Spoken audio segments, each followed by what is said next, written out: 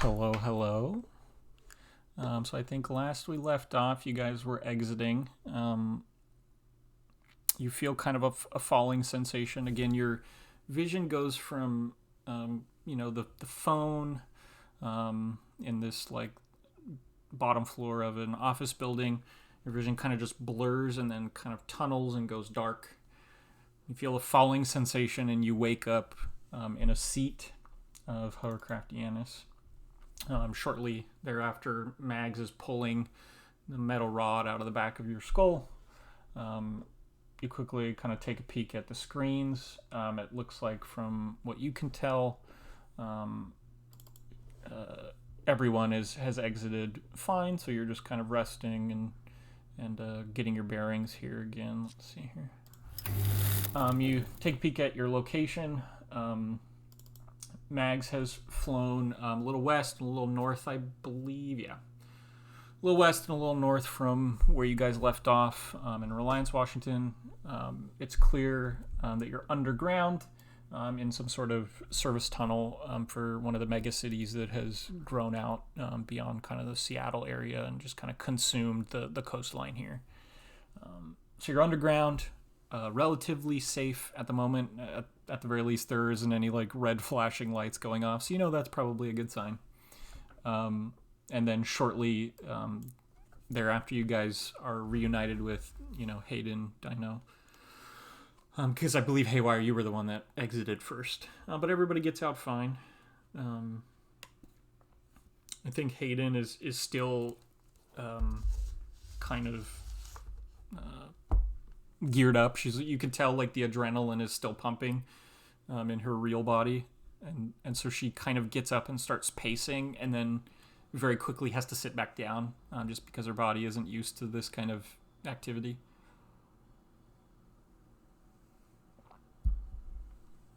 I mean, she's just she looks like she's pondering something. She has a tendency to kind of stare at patterns, so I imagine she's kind of staring at the floor because it has kind of a grating like texture to it, and her eyes are just kind of tracing it at the moment. Are we headed straight to our mission? Mag says, "Well, it's kind of up to you guys what you want to do. I mean, we could plan here and then head that direction, or I could get us en route immediately. I figured you guys would want to rest and recuperate just a little bit." That makes sense. Yes, and Hayden, what's wrong? You've got the look. She just kind of looks up and she says, "I I asked that guy why he was disabled." And her face just falls, and she's like, "I didn't even realize what I was saying because I I was thinking of it like it's not real, and I don't think that's fair. Like I," and she kind of waves her hand kind of at the side of her head, and it's clear like her peripheral vision isn't so good. Part of her condition is she has like night blindness, so when things are dim, like her vision, especially the peripherals, kind of goes, and you only really have dim anymore. Like that's kind of the only lighting setting you are in at this point. So she's clearly like not seeing, and it's clear to her like she's put two and two together. Like, well, I have a condition physically in the real world, and it has followed me even now that I know the truth. Like it has followed me into the simulation, and that's something that she hasn't been able to think her way out of. And she has like a mortified look on her face.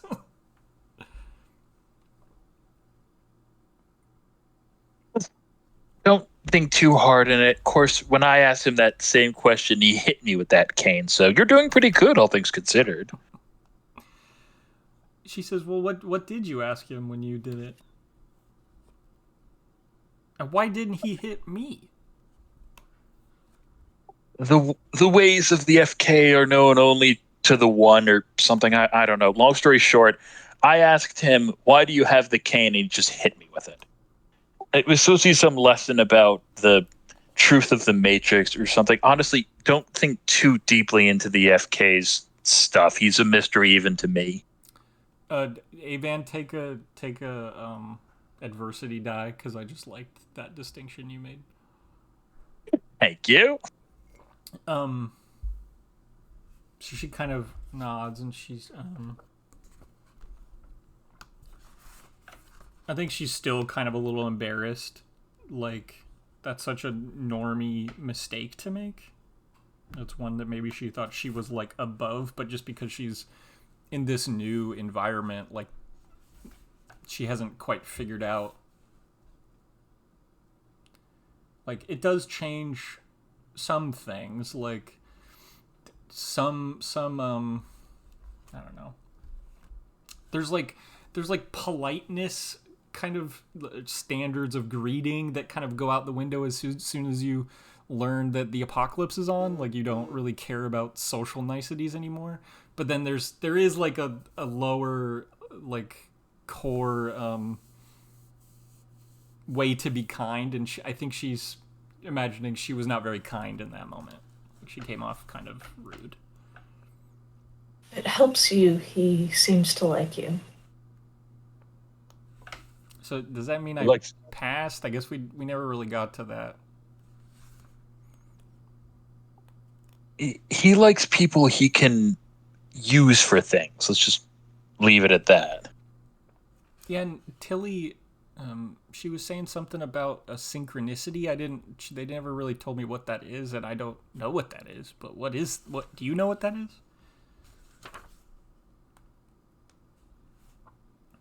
Dino kind of looks over at Haywire, kind of like silently saying, "Do we know what this is?" Haywire just shakes her head.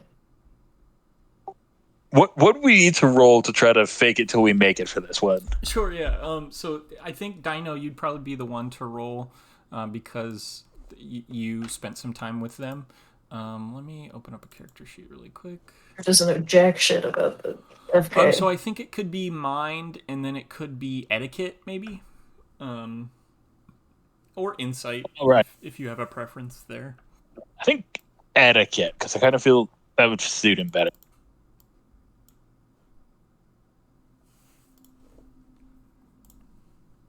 17. So yeah, FK. There's a lot of different rules that he lives by, but synchronicity is a concept of, like, basically pattern recognition. And I guess let's play a scene out, and we can do this in character. So we flashback.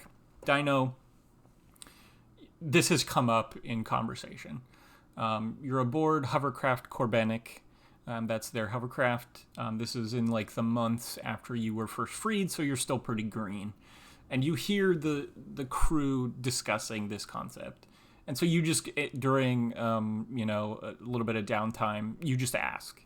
And FK, he is sitting, maybe in the mess hall. He has his leg kicked up on the bench next to him, just kind of resting.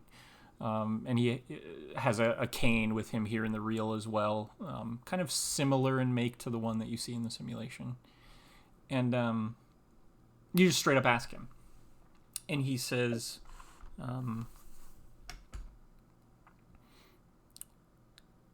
humans are, our brains are adapted to pattern recognition because it helps to know. It helps to apply patterns over time so that you're more survivable. But the downside to that is that we often will see patterns where none exist. And we like completeness, and we like things to make sense, quote unquote. So we find patterns where they don't exist. So the vast majority of time when you run into some sort of weird coincidence in the world, 99% of the time it is just a coincidence. And then he kind of, like, goes off on a tangent. He says, like, cell phones. Like, everybody always says, like, corporations are listening to you through your cell phones. Because we see this pattern of people talk about something, and then an ad for that thing shows up in their social media feed. the truth is actually more insidious than them just spying on people. The truth is, if they can get a hold of your internet history and network that with the other people you've interacted with, they can predict, with some level of certainty, predict the next thing you're going to want to buy. And they want to know what you're going to want next so they can sell it to you and make money off of you. And all they need is a little bit of information about you. And they use pattern recognition to accomplish that. And that's actually more insidious than if they were to just spy on you, because you don't realize it's happening. You don't realize it's that easy. So 99% of the time, this is the case. That it is just a coincidence, or it's something kind of underlying that's more insidious but subtle. And then that 1% of the time that it is not a coincidence, that's what we call a synchronicity. It's you learn about something one day for no apparent reason. It just catches your eye, and you follow it, and you learn about something. And then the very next day, quite unconnected to that first event, your friend asks about that thing, or they have also stumbled upon it. That's a pattern in social behavior that isn't explainable as coincidence. And FK says what you heard the crew talking about, it's one that that has been incomplete for me, that we haven't followed through to its conclusion. Have you heard the tale of the three foolish monkeys? Oh, is that the see no evil, hear no evil, speak no evil monkeys? Yeah, and he kind of makes the gesture, and he says in some tales there's a fourth monkey, and his phrase is "do no evil." But for me, I have seen that concept, that tradition, that story, whatever you want to call it, come up a startling number of times, and I feel in my gut like I don't know where it leads, but it's something I should pursue. And so I've done so. I recruited Jean, and you know that Jean had her throat ripped out by a wolf at one point, so she can speak, or she can't speak rather. Tilly, she picked up firearm manufacturing late in life. Already elderly people struggle with hearing, but firing and making firearms for many years with no hearing protection, it has left her even kind of more hard of hearing than she would be otherwise. So she's hear no evil. And Lou, he's a doctor. He takes a creed to do no harm, and that's in the ballpark. So do no evil. And we just haven't stumbled upon see no evil as of yet. It might be you, and he gestures to you. Again, these things don't always present themselves immediately, but I don't know. Sometimes you see a pattern and you follow it, and it leads somewhere good. And I feel in my gut that this is one that we should pursue.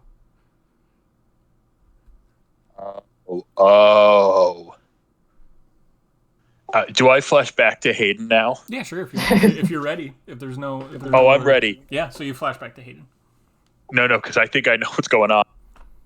It takes Dino just kind of looks around for a second, and then his face just drops. Something just hit him like a ton of bricks. Mm-hmm. Oh, you're the third monkey. That is how he says it. And she just kind of makes his face like a frown, turtle frown. All right. You're going to have to elaborate.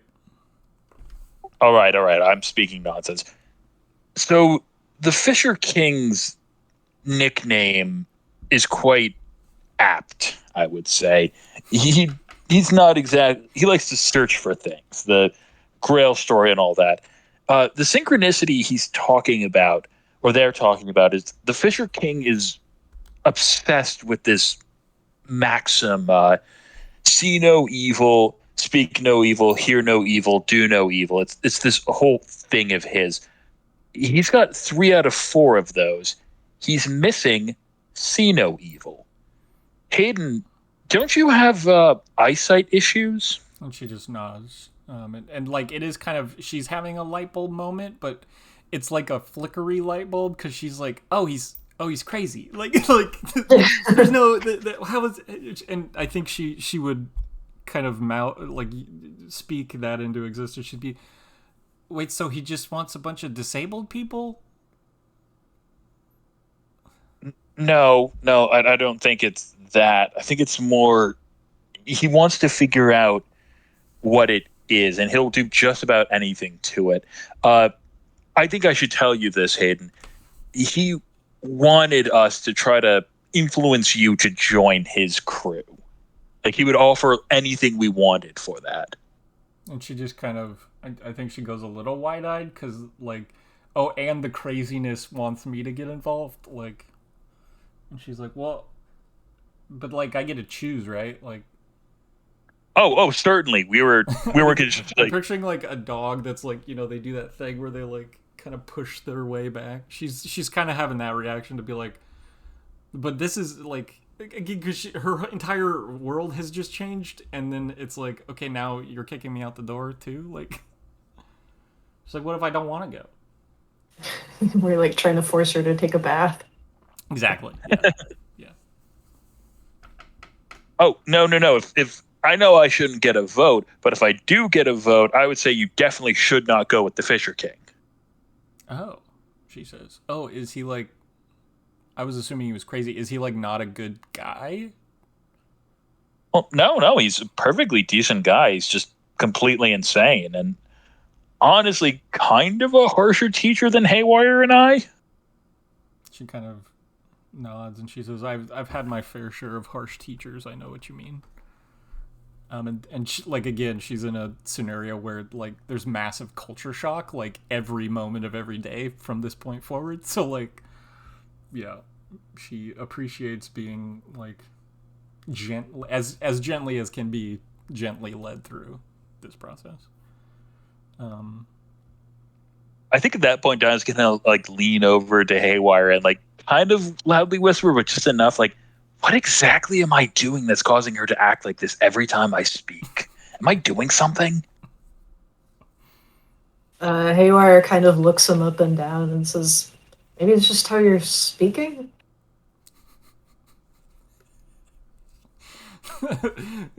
Just the picture of help, like maybe it's the words you're choosing.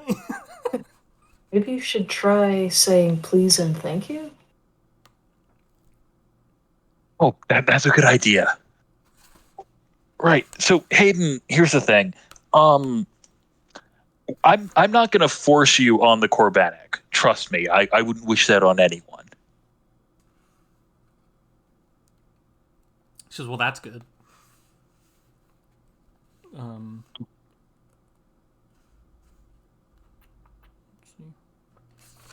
If he did, I would strangle him. She says, and did you like live with them for a while, or how does that work? Let me put it this way. You got lucky when you got Haywire and I. I woke up on the Corbenic. That was certainly fun. Is he rather... Well, I guess you've already answered that question. Rather militant?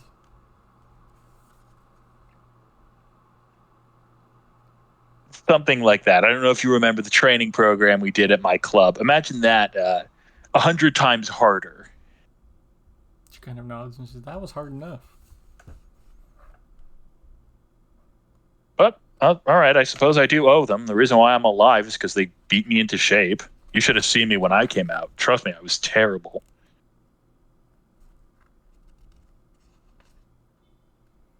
And I think she kind of... She kind of processes that a little bit and just... I think she's kind of avoiding it at this point, so she probably doesn't... Like, when somebody, like, wrangles you into their crazy scheme, you're like, oh god, I just don't want anything to do with this, I don't want to think about it, I just want to get the fuck out of here. So she pivots to Haywire, and says... what did he say to you? I saw, like, when I was at the bar, you guys were talking.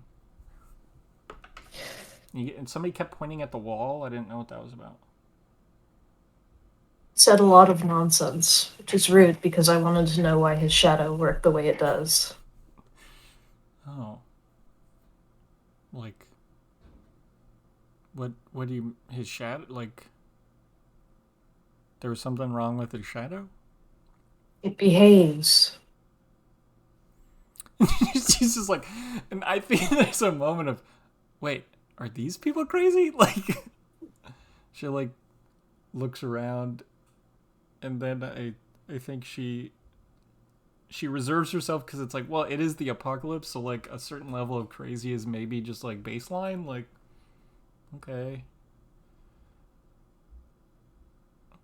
um,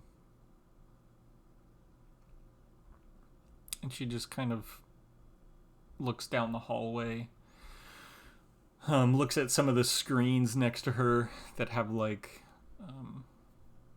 what would be like medical readouts of how you guys' bodies were doing, and it just kind of has the last data.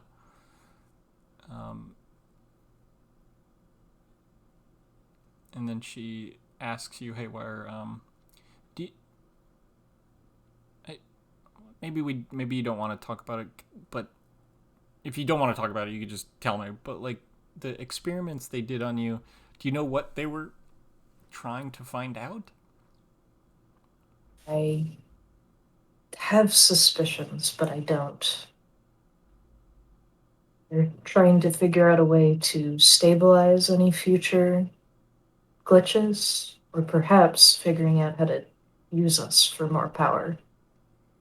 I just felt like it was weird because if they're doing experiments, that implies they don't know something, and they run the place. So what? Like, why don't they know something? But I guess it makes sense if it's like a computer. There's just like errors and whatnot.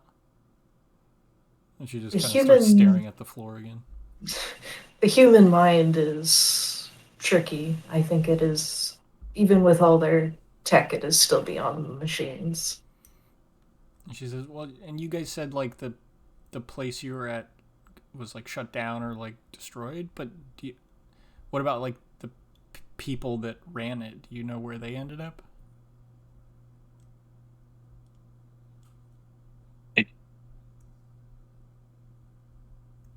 Hopefully, if they were people, they're all dead.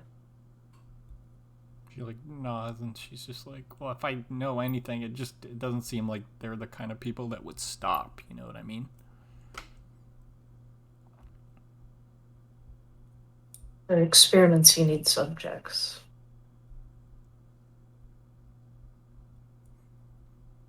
And then she like asks, do you know where the other subjects were or are?"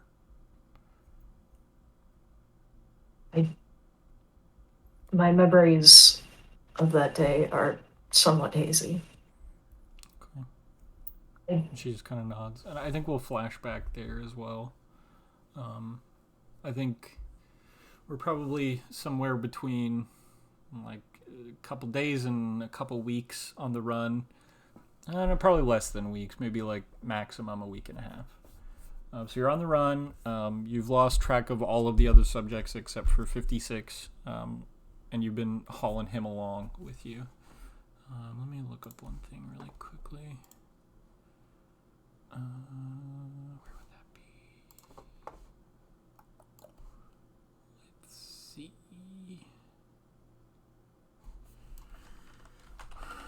Oh, notes. Notes.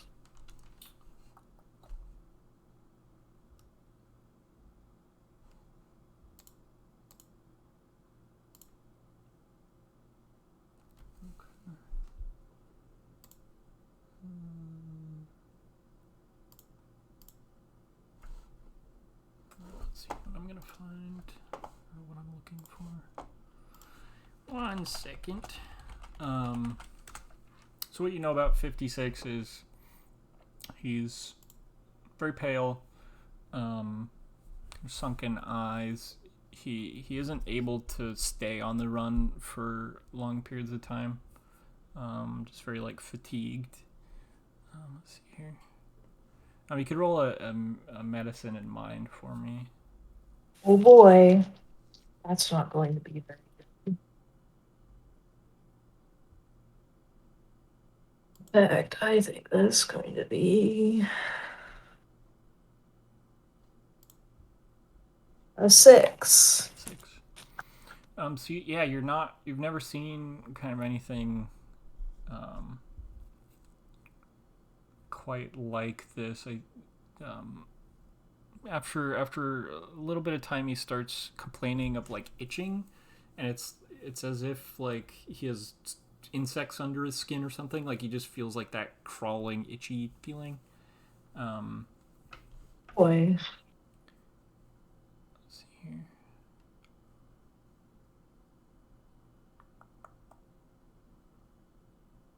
And then kind of when you start to really worry is suddenly like the paleness changes and he gets really red cheeks and his hair starts to fall out a little bit, and then you start to feel like his heart is beating in a strange way, and you're like, okay, well, we got to go to a hospital now because this is beyond me. Yeah, absolutely. So and kind of reserving yourself to going is kind of like, well, I can't stay here with you. Like that's not an option. And so as you're kind of hauling him in, he's kind of preparing you for that. He's like, you gotta leave me here because I can't keep running with you, and put me under a presumed name. Of course, like, you don't have any like identification, so it's not like they can tell you you're wrong. Just like, and just leave me basically.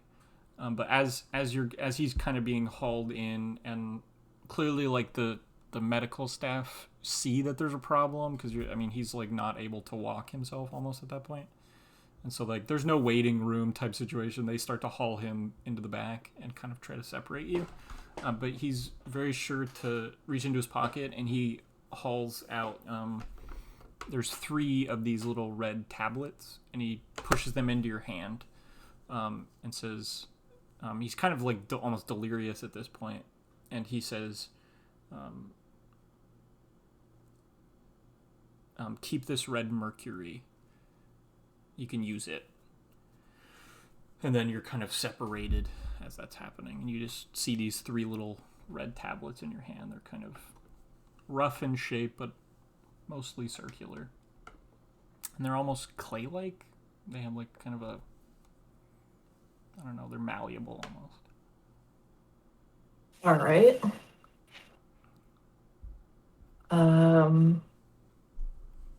Do I know what they would be used for? So you know that he had been using them as explosives. That's what blew open Okay, that's the what it doorways. was. Yeah. He also dropped a handful in an agent's pocket and blew them up.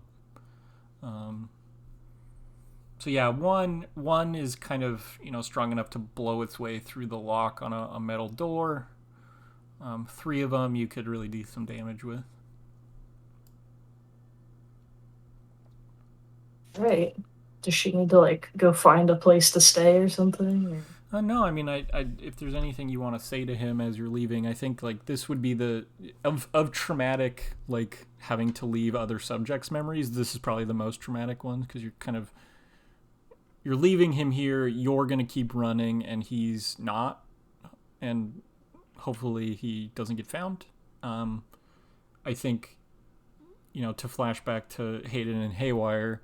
Like, you haven't found him again since then, so you're not really sure if he was captured or he's still on the run. You've always, had your eyes out, but haven't really found him. Yeah, I think Haywire would have promised to find him again. So I think that's like a big deal for her, is that she hasn't found him before. Okay. That's probably her last. Actually, let's make a roll. Maybe we'll change things a little bit. Make a investigation and mind roll. And let's say like hit like a 10. Hit a 10. Okay. Start. I need to get. Oh boy. Oh, that's an 11. Okay. So yeah, you kind of flash back to Hadon. Um, I don't know. I mean, is this just something you would be thinking about and then not sharing it with Hadon, or do you think you would share any of that memory with She Hadon? would share some of it. Like the promise she made to find him. Like not the actual events, but Sure. like there was one person who helped her escape, and she promised she'd find him again. So yeah, I think Hadon will just ask, well, you ever seen any sign of anybody else like you?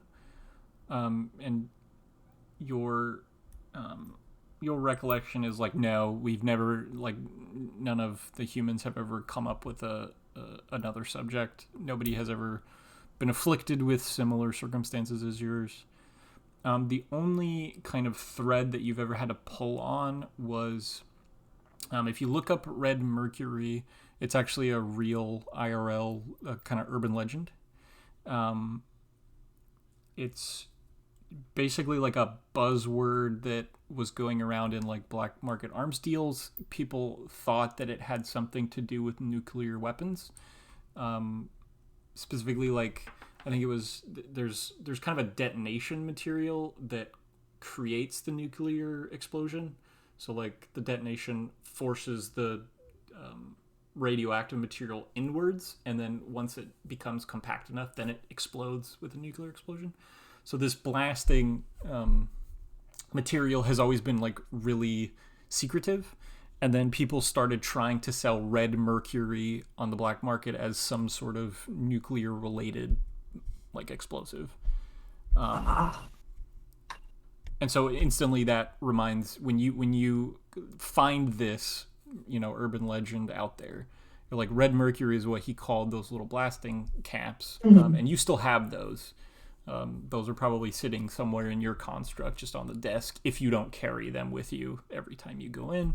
I assume to this moment in time you haven't used those, so you still have three of them. Um, but so you see this urban legend, and you immediately start to try to track it down, obviously, because that's the only thread you've ever had. With an 11, what you get is like it's kind of rumored that it was black market arms dealers, but then it's also like, well, maybe it was like the FBI or CIA just dropping a hint, and then anybody that comes to get red mercury gets arrested, type of thing.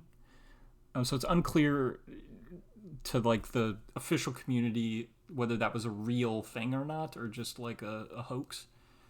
You start tracking it down. We in your backstory kind of mentioned that the machines have tied you to like the IRA in the UK.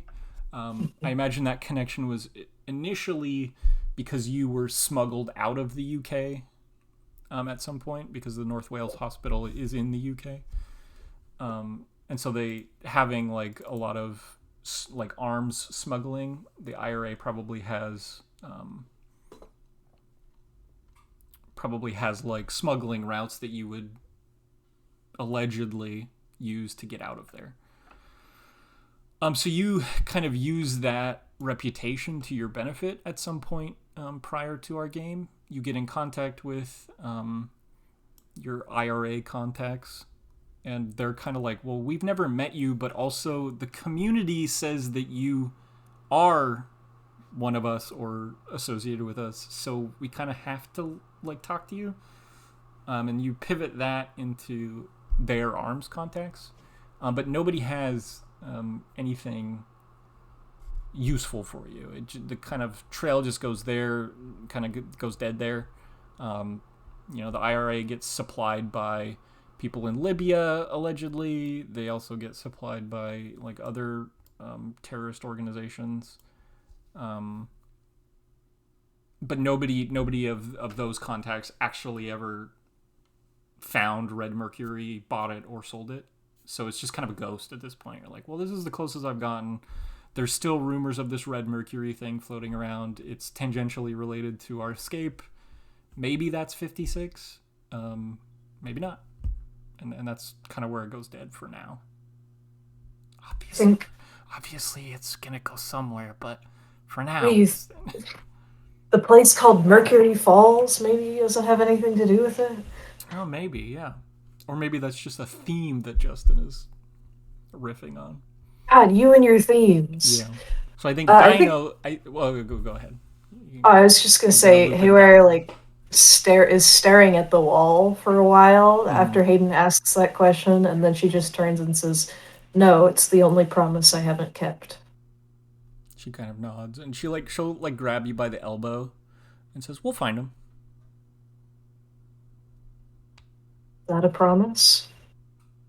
She just kind of shrugs. She's like, I don't think I'm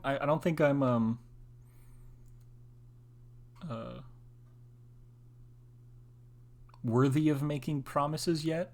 This is my first apocalypse. I'm still getting my bearings. But you don't have to look alone. I appreciate that.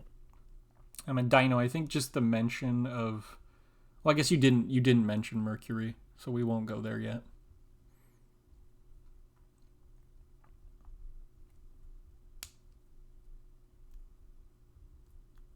And I think Hadon just kind of goes back to staring at the ground, like just tracing patterns. Probably takes some water out and starts drinking on it.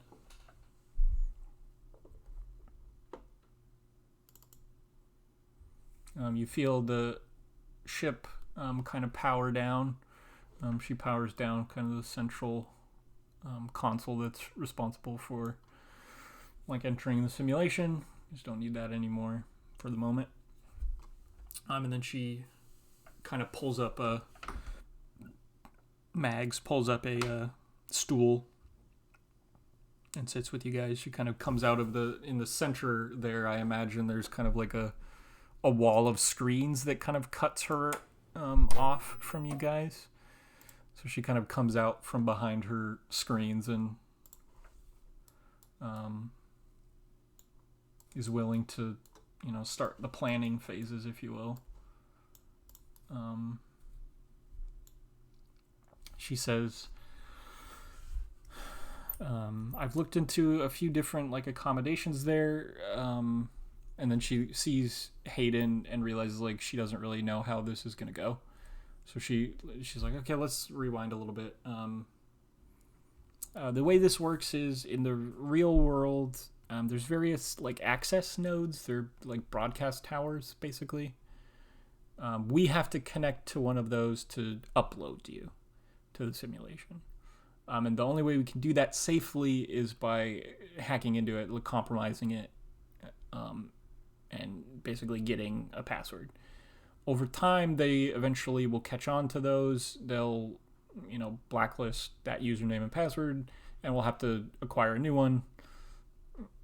It's mostly just busy work for me. But so at any time, we only have a limited number of points where we can access the simulation in the real, and we have to physically be relatively close to accomplish that. The other difficult thing is in the simulation to enter and exit safely, we need to compromise phone lines. So to enter, we place a little device in the earpiece. To exit, we place a little device in the receiver. And this allows us to enter and exit. But so it means that we can't just materialize next to any phone we want. It has to be a phone that we've touched and compromised. So we have two limitations, two bottlenecks that we have to fix. So the closest I can get you to the Medellin Falls area is actually Seattle. We would have to drive out that direction and compromise some phones out there. It's also a good idea if we were to fly out there, just so that I'm relatively in the area. It just helps with signal travel time, basically. But that's also not necessary. We could stay here. So that's kind of up in the air what we want to do there. But what that means is you're going to have to travel, I don't know what the distance is, maybe 8 hours or more.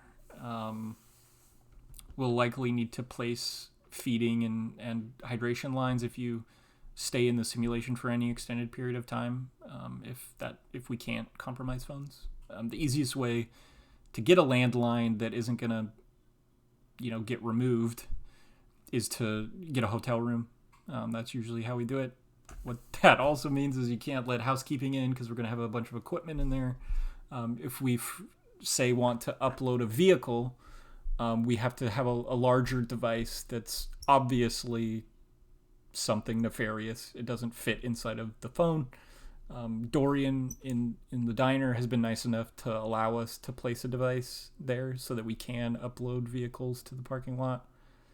But say if housekeeping comes into your hotel room and finds a big spooky device connected to the phone, they're gonna maybe alert the police, and that's not good. So in general, when we do these kind of operations, we need a cover story of some kind. We need a reason to be in the area. It's easier to keep people off our scent that way. I can produce documents like identification, passports, that sort of thing, relatively easy. Of course, they won't hold up to FBI investigation because they aren't real. Ooh. Girlfriend came home and the Bubs is freaking out. How do you guys feel about a bio break in the middle of that conversation? Oh yeah, no, that's fine. All right, let's take a bio break and we'll come back when my dog's not barking.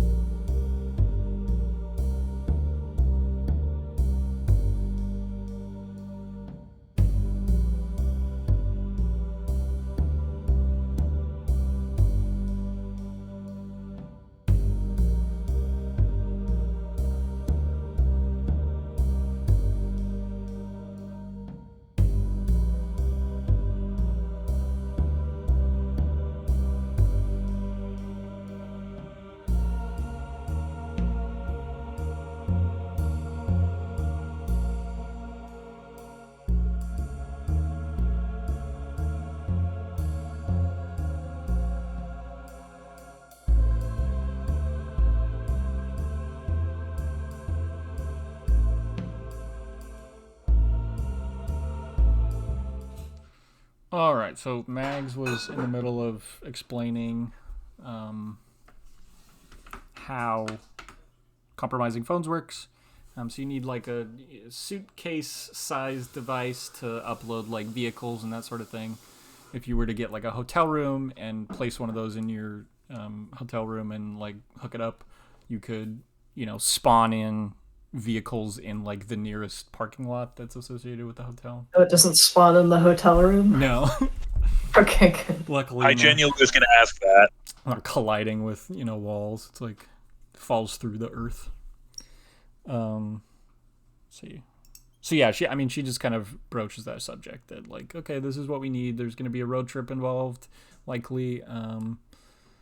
You have access to like major cities of the area. If you wanted to come in from a different direction, she can acquire you passports and identification. They hold up on like a local level, but if you were to get hauled in by like an FBI agent, he'd be like, oh, this is fake. So yeah, it's kind of up to you guys how you want to attack the area and how prepared you want to be, if you want to come up with like cover identities or that sort of thing. We could pretend to be feds. And take the supernatural route, just flash a badge. Alright. I was found out that quickly. That hurts. You have a clipboard, you can get into anywhere. Yeah, or a ladder, I say. Yeah, holding a ladder. Hard hat and a high visibility vest. Nope. It's true. As you're kind of just sitting here bullshitting, Mags does get a message from Virgil. He just shares a couple articles with you. I showed you these before, but so there's power substation attacks that kind of drew his attention. It turns out that two of them that were in the Western Washington area were just two idiots that were trying to rob a nearby store. So they destroyed a power substation to rob the store. There's a laughing emoji in there because, again, these guys are idiots. There was actually another incident. A guy sabotaged like a solar power substation of some kind. He lit a car on fire and it like exploded and damaged this solar power installation. But his reasoning after being arrested was he was promoting clean energy by destroying solar panels. Not sure exactly how that shakes out. But in like, I think like the theme there for Virgil would be like, this guy is trying to promote clean energy by destroying clean energy. Clearly, the machines have got to this person. Like, that is the kind of contradictory shit that is definitely one of their psyops have like got to this person. Yeah. Why don't we be representatives from an energy company? Do you know anything about energy company stuff? Absolutely. Hadon goes, does the average person know anything about energy company stuff? We could just lie really well.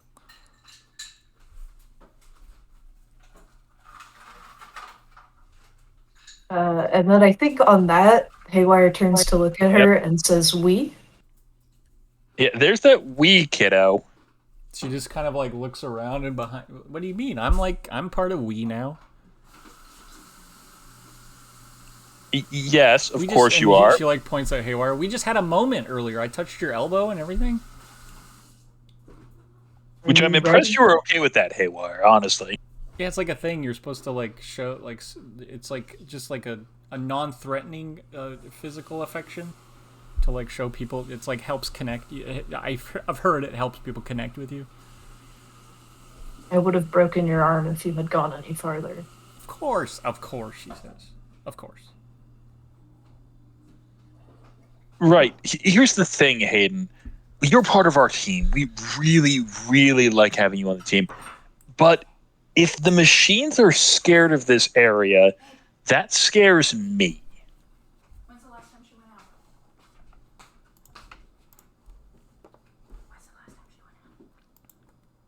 out? I don't know, an hour ago. Aww. Girlfriend moment. Yeah, she's seeing when the last time our dog has went out. Oh, well, so 10 minutes ago she peed over there. It's like around the corner. I can't see it. Nice. Come on, no potty. Hadon says, "Well, how am I gonna learn if I don't get to go? You know?"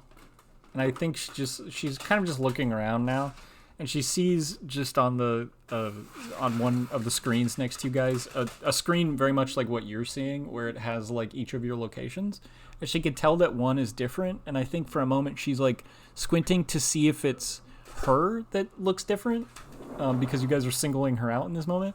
And then she does realize, oh no, it's Haywire. Oh, that's strange that it's not working. Why is Haywire's little icon different? And then she just kind of snaps out of it and back to the conversation. That's why we have training modules. So let's load one up. Exactly. I can do those. Is there like a high Good, school? you'll be with me then. And then she like does that frown again. Ooh, should we use my club? I love that one. Mag says, I can get it going. And she kind of grabs off the desk like a Rolodex of little floppy disk like things. Starts flipping through all the different training locations.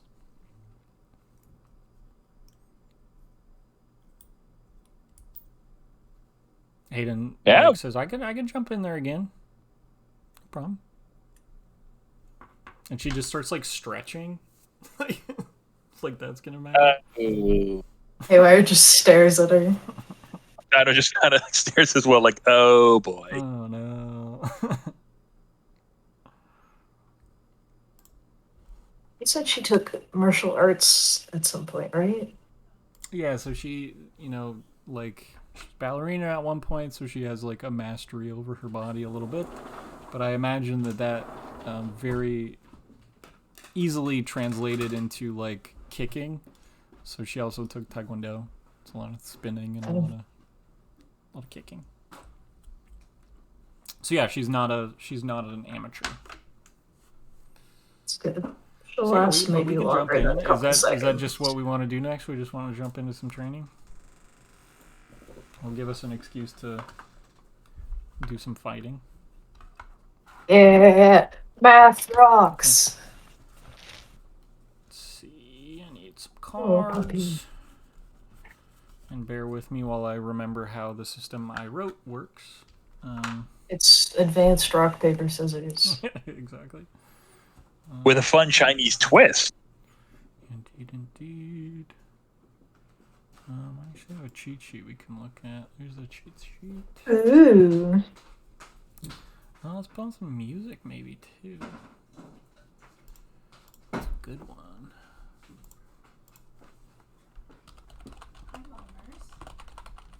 Oops. Time to play the Haywire playlist. Just want to get an option.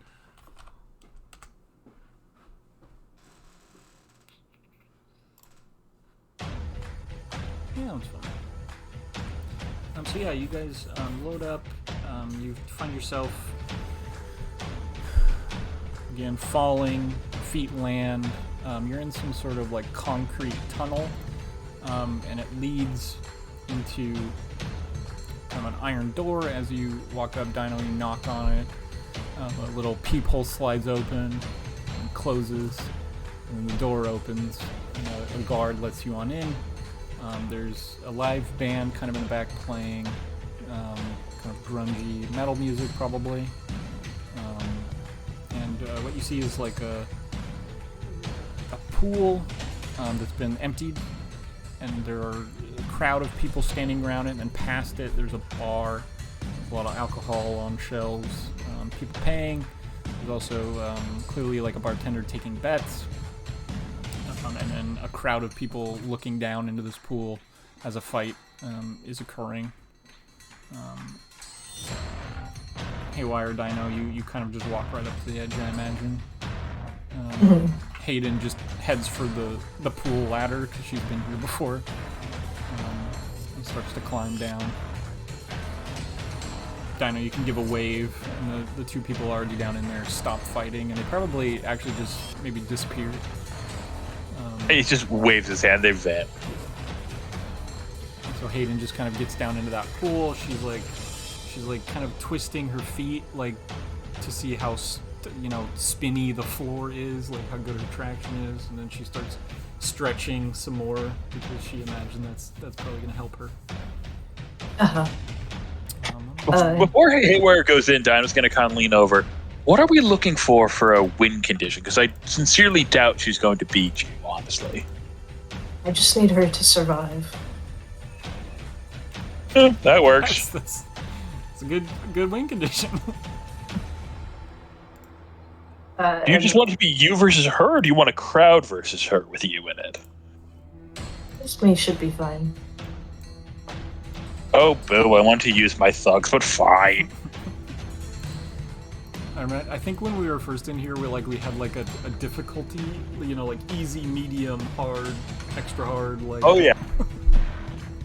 Easy was some like drunk frat guy she beat instantly, and then we decided just to throw Dino in there. Yeah. Yeah, she did not. Nope. So, and then are you just going in with your bare hands, or are you going in with a staff or a sword or a? So she has her guitar case on her, but when she goes in there, she just drops it to the side. And I think Hadon kind of still staring at that, wondering what's in there, because I remember she asked about it, and you were like, it's not a guitar, but I don't remember if you specified what was in there, so she's like, maybe a little curious. She just, as you kind of get there, she starts bouncing on her, the balls of her feet, and hands down still, and just is kind of waiting to see if you're going to charge at her, or if there's some sort of bell, or... Haywire steps forward and then puts her hands in her pockets and then just stares at her. Oh, I forgot to loop the... Let me see here. Bear with me while I figure out Fred Boat. Because he makes me repeat him Oh, Fred Boat. all the time. He makes me, put in to repeat things every time I start him, instead of just, saving that. Oops. Let me see, there we go.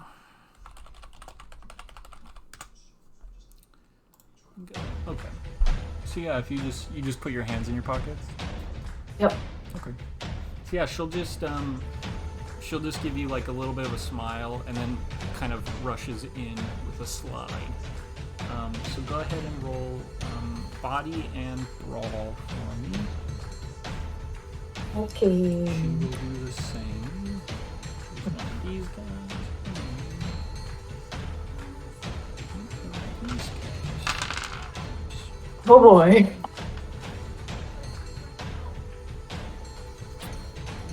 Open up my document here.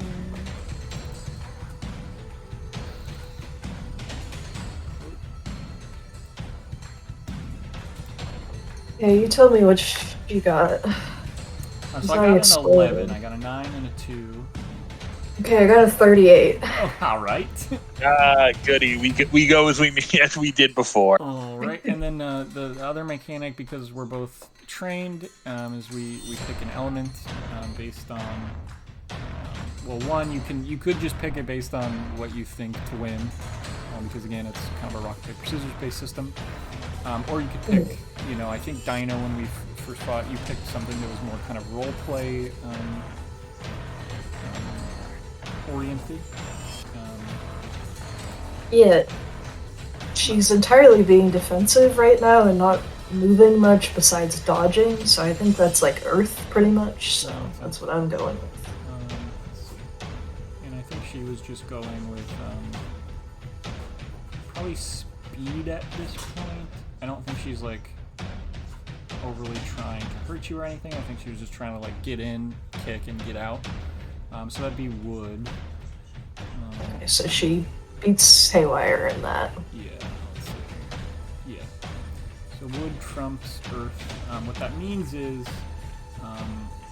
she does get an adversity die for failing, but you do win the conflict overall. So she slides in and then just kind of twists her body to kick you kind of in the stomach with a left kick. I think, Haywire, you're like, oh, you're not taking this seriously enough. So you block it, but with a little extra something on it. And so, Dino, you hear the crack of Haywire's elbow, I think, because you have your hands in your pockets. You just put that elbow out and check that kick right on the shin. And Hadon kind of jumps back and is still bouncing, but shakes that leg out just a little bit because you know that shin is now probably pretty hurt. I'll drop her spirit die for that because that's kind of like, a sign that she should be taking things more seriously. So yeah, that reduces her spirit die by 1 value, and she will gain.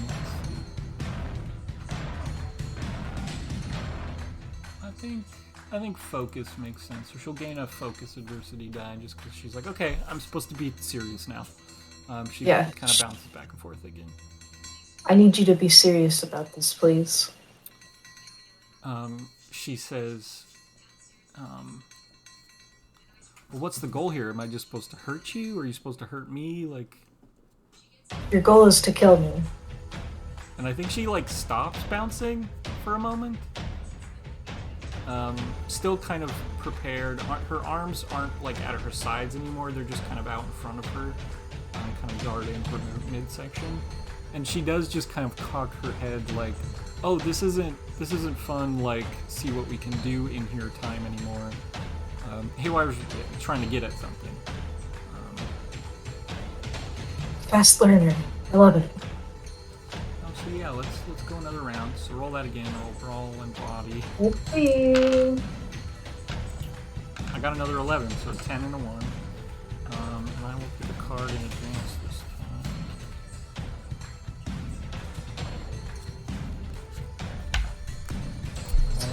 So you guys know I'm not cheating.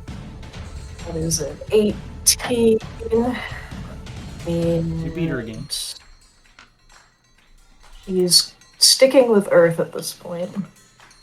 So I picked Metal, which again beats Earth, but this time she's showing a little resilience, and she's going for something a little more surgical this time. I think the opening kick was kind of run-of-the-mill, but so this time she does the same thing. Her hands go up, she slides in to kind of close the distance, and she starts with a left middle kick, and your elbow comes out again. But then she kind of turns it into a question mark kick where it looks like it's coming in the middle, and then she comes over the top and downwards, kind of at the jaw. Your elbow's out, you lean back, and it glances off your shoulder just barely. And she slides back again, but then instead of waiting to talk about it, she's going to come at you for another round. So I think for this one, I'm going to drop her mind dice because this was her trying to be cerebral and trying to take this seriously. She's not injured because you're taking more of a defensive stance, so it doesn't make sense to reduce her body. But I think that not working out for her is kind of a hit to her cleverness, I think. So roll body and brawl again. She is going to spend her adversity die on this one to get a little higher. Oh, good God. Okay. So I got a 9 plus her adversity die, which I rolled a 4, so that's a 13. You got a 41? Jesus Christ. Okay. So I'm sorry, the 20 exploded. Oh, yes. Okay, so she, again, coming off this question mark kick, she leaps back like she's going to pause again, but then comes in, throws kind of a leading jab and then a looping hook. And you just, well, I guess we have to pick cards again. Let's see. That's what she throws at you. Yeah, she's still doing Earth. Okay. So I think this time that was for Hadon was more of a water thing because she's getting a lot of pushback. Yeah, I think she would go with more of a water. How do you think she's throwing this combination? This is just a thing that she's learned. This is a well-traveled, jab hook combination, and she's just kind of pawing at you to try to get you to respond to her, so that she can enter a flow with you. So she's trying to goad you into moving, doing something that I can use. How do you think you punish that? Haywire is absolutely not moving, and if she does advance too much trying to get a response, she's going to attempt to fuck up her balance. Okay. So yeah, I think what I imagine is as she throws that jab out, hand still in the pocket, you headbutt her hand kind of right on those two knuckles, and you hear a crack of, it's called a boxer's break, is when you break kind of the ring finger bone in your palm and the pinky bone, and that's when a punch comes up short and you clip those knuckles and they break. It's very common. You just headbutt that and crack them. And she is throwing that hook but already kind of wincing in pain, and so you just step back just a step, and that one misses completely. And we'll say that drops her body, because that makes sense when you break someone's hand with your forehead. Okay, do you want to take a more aggressive stance, or are you waiting for her again?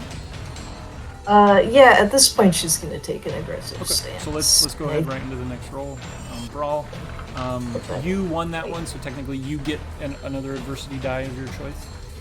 Yeah, I put that in fight because I'm about to beat the shit out of her.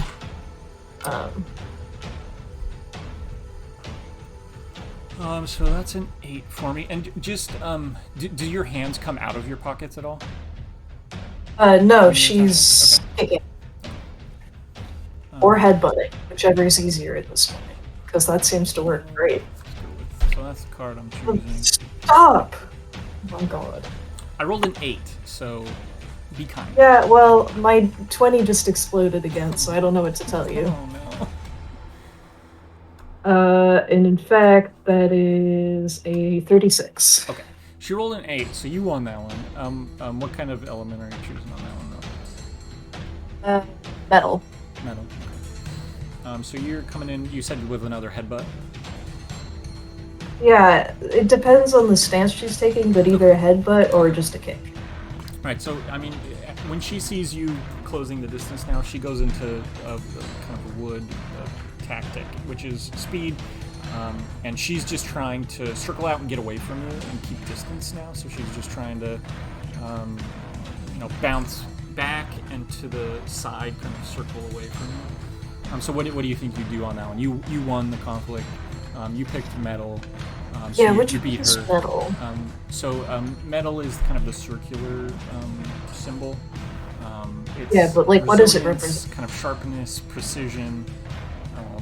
I think of it as like a scalpel. It's like, something that is gonna not super flashy necessarily, but like something that's gonna hurt deep, like going for the throat or something like that. Yeah, so as she moves, Haywire is just gonna hit her directly in the side, directly where it hurts. Okay, yeah. So yeah, she circles out, and you're like, well, you can't go there either. You plant the kick kind of right up under her arm. And I think maybe she's, again, wincing from that pain. She might just instinctively kind of paw outwards to try to keep distance. And you're like, oh, perfect. You plant a kick right under her arm. You hear the air just escape her body. So we'll reduce her body on that one. So yeah, knock the wind out of her completely. She stumbles to the side, holding her ribs, and drops to one knee and is just kind of trying to breathe out. How often am I going to bring up this video of that lady falling out of the grape, the grape stomp? It is a great video. She's just trying to breathe out, this pain. She's feeling with her, left hand to see if, maybe some ribs are broken or something. And she's clearly incapacitated. If you were going in for a kill right now, there would be a kill to be had if you want. Okay, then Haywire will do the I'm about to fucking break your neck or something, and then, show her she's out of the fight. Okay. Let's do a gosh, what kind of roll should that be? Like a killing. Intimidation That's not body? something this is like a yeah, maybe an intimidation body roll. That makes sense. We can just see if like she has enough spirit left to continue. That makes sense to me. So I'll roll spirit die. You roll intimidation, and yeah, body makes sense. I think. So I rolled a 9. So we beat a 9, and she's hypothetically dead. Unless you do just want to snap her neck. I'm not going to actually snap her neck. I think, like, here in this training environment, snapping her neck doesn't mean she dies. Yeah. She would have the experience of having her neck snap, but, like, she would wake up or respawn. Just because I think, like, that'd be an allowable. So I got a 7, so I failed. Yeah, so I think you go in for kind of a neck snap. You kind of, walk over. Hands come out of the pockets. You reach in, and she'll just bite you and then stand up and kind of hobble away. So it's like, to you, it's like a surface level attempt to keep fighting. You knew that if you were really trying to hurt her, like, the bite wouldn't have been the end of that exchange. She wouldn't have gotten away from you. But she just kind of gets up and hobbles away. You have a little bite on your, like, the thumb of your hand. And it's like a deep bite, like maybe draws a little blood. So I'll bring her back up to a D4 body for that. Okay, I think Haywire looks down at her hand and then looks back up at Hadon, and for the first time ever, Hadon can see her, like, kind of smiling. Like, it's kind of a little bit of a smile. And she says, "Next time, her, but like she steals herself and tries to. Next time, go for the throat." Yeah, so she's just kind of. I think she's staring at your hand, seeing the drawn blood, and maybe like reaches up and like, does like a little bit of double tap, like, oh, I have blood on my teeth. That's weird. And she finishes kind of clutching at her ribs. It seems like she's getting her air back. She starts to really, like, she, like, rubs that hand, probably realizes those bones are broken, and just tries to, like, kind of shake it out and keep it moving so that it won't, like, seize up on her, and maybe hoping that it goes a little numb here pretty soon. I think she just goes back to her bouncing, and seeing if, like, we're still fighting or if we're done now. Like, Okay, Haywire is going to put her hands back in her pocket, stand there, and say, "Just hit me with everything." And she's not going to try to defend herself at this point. So she just wants to see what a full hit from Hayden's feels like. okay. Yeah, so go ahead and just roll body die. Because I think that makes sense. If you're just trying to take the hit, let's see if she can even hurt you. Let's go. Put her dice here.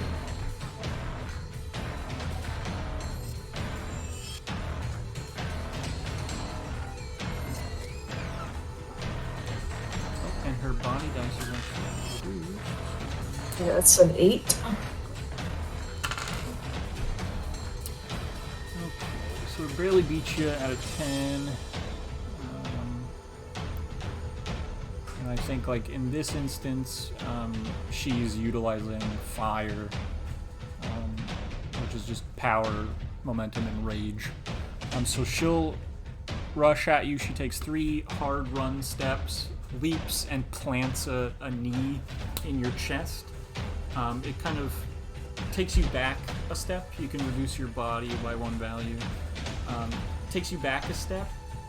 She lands in front of you and then kicks kind of that leading leg just above the knee, and stomps it as hard as she can. And so that knee hyperextends just a little bit, and she kind of put enough force into it that she stands for a moment on that knee and kicks backwards and lands, just maybe a leg's distance away from you, and is going into her next combination. She's not waiting. So would you like to do the same thing that time, or would you like to fight back? I think Haywire is going to, this time, go all out on her. Okay. I think she's establishing Hayden's limits currently, Sure. and has figured out some of them and needs to figure out what this one is. Okay. And Dino, go ahead and roll me an insight mind for me.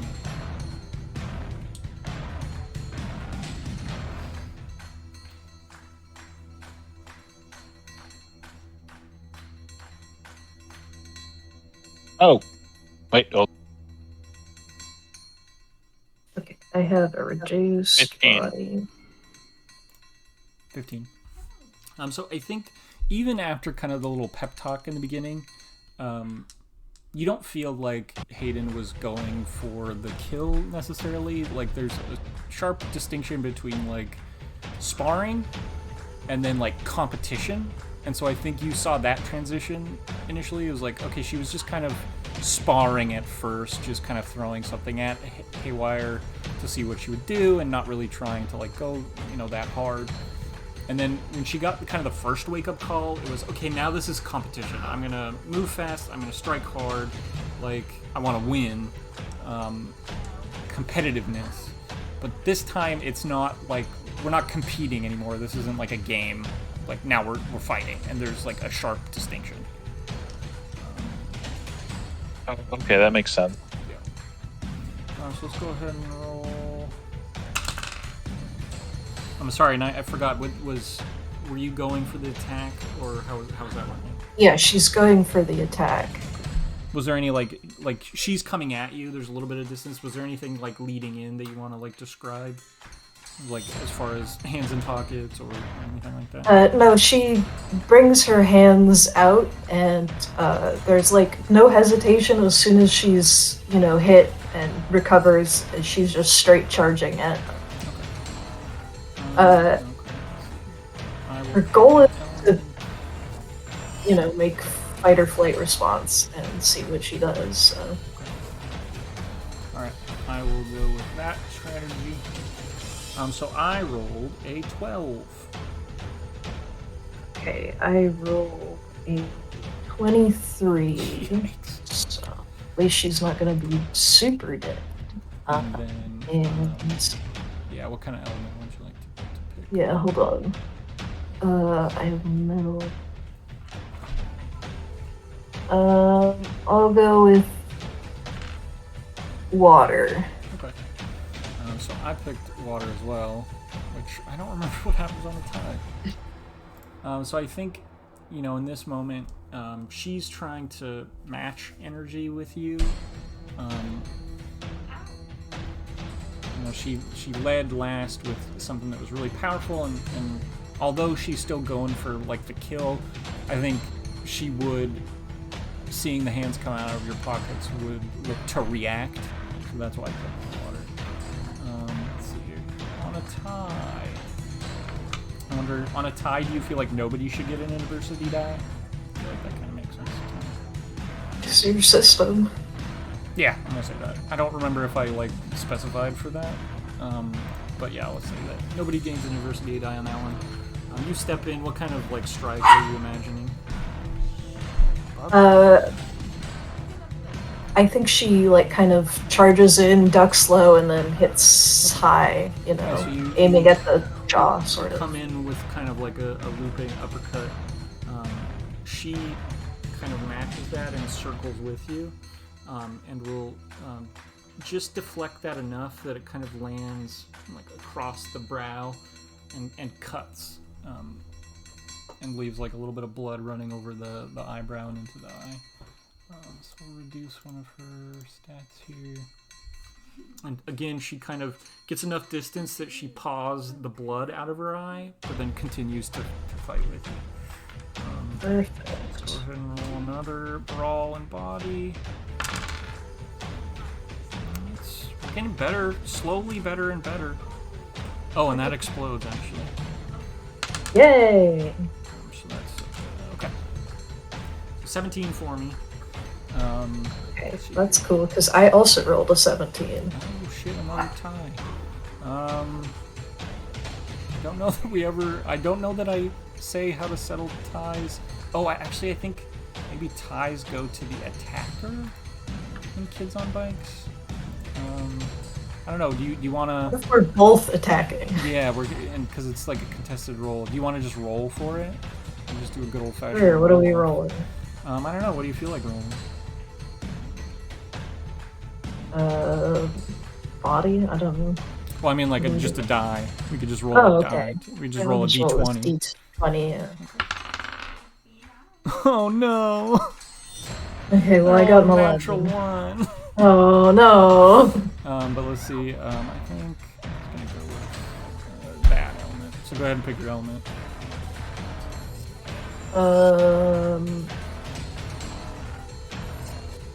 Yeah, she's still doing water at this point. So I picked wood. What I'm imagining is, as you guys circle out, she just continues to circle, and she starts to throw a series of spinning kicks.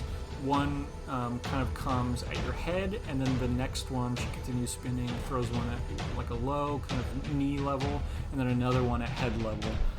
You win the contest, so that first high one, I'm imagining, with water, you just kind of duck back, it misses. The next one, you kind of match it and sweep it past you, so that it doesn't crack your leading leg.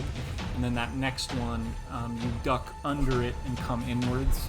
What kind of strike do you think you hit her with? I'm imagining like her foot's still kind of out in the air this way, and you're looking at her back. Yeah, she'll hit her with a kick from the back. Okay. Kind of aiming for the same spot she hit before. Sure, yeah, so you just throw a front kick and kind of throw her off balance. She kind of stumbles forward and probably, with the wood tactic, like hooks with another kick as she's stumbling, just trying to throw as much volume of strikes as she can. It just, you don't, using water, you don't move in with her immediately. So it goes like, you're not in range of that, and then you step inwards again. Go ahead. I think again, spirit makes sense for this one because you're not like trying to necessarily finish her on that one, and it's just like you're overwhelming her at this point. So you can tell she's getting frustrated. The breathing is starting to get more and more labored, and you guys kind of meet in the middle again for another round. Go ahead and roll that roll again. No explosion that time. An 11 for me. Got a 14. And what element? Oh, she did get an adversity die on that one. Do I want to spend it? Yeah, I feel like I'm losing enough. Nice. Where do I want to save it? I think she's going to save it. I think she's going to save one adversity die. So she's got one stored up at least. And element-wise, what did you want to choose? Still water. Okay. So she went with fire. You beat her on that one. She's getting frustrated, so she just throws, another powerful kick as you come in. You just sweep that past you and move in again with kind of a series of kind of rolling strikes. And like imagining like Wing Chun is very flow-based, so just a series of strikes that she kind of gets her arms up to block, but are kind of again overwhelming her, and she is kind of shrinking behind her hands now. So you get the adversity die on that one. Right. Yeah, and Dino, you're with that insight from earlier, you're sensing a finish coming soon. You can see that she's kind of wilting under the pressure, for sure. And go ahead and roll again. All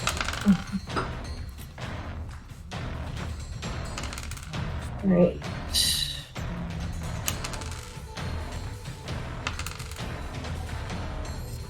Okay, so I've rolled the highest she's rolled so far. I had 2 dices explode.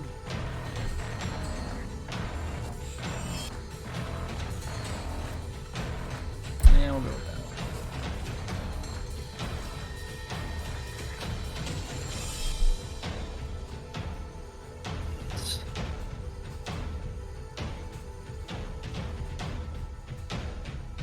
as we speak, my dog and cat are play fighting. I'm doing water. Okay. So she picked metal. You won on that one. Got that rust. But she's just trying to stay strong. She gains her footing. Oh, the dog's losing.